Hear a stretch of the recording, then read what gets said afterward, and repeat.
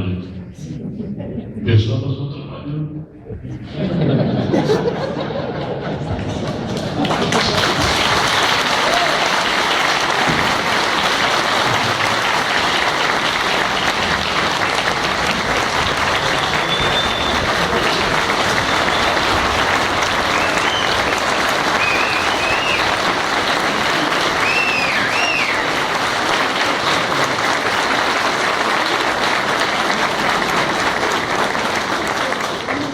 Mas ao cabo disso eu tenho comentado aqui a satisfação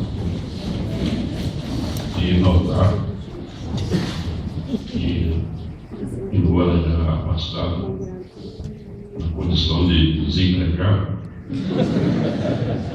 porque por ter cometido 70 anos de idade, eu não fui esquecido. E os bons amigos estão aí. Eles comprovam que a gente não leva muito. Me sinto muito bem, muito feliz com essa homenagem. Foi uma iniciativa boa do Clube de Engenharia.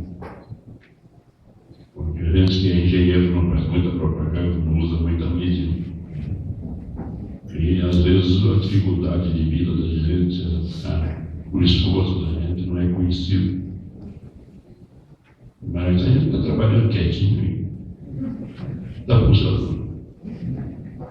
E eu só tenho uma queixa.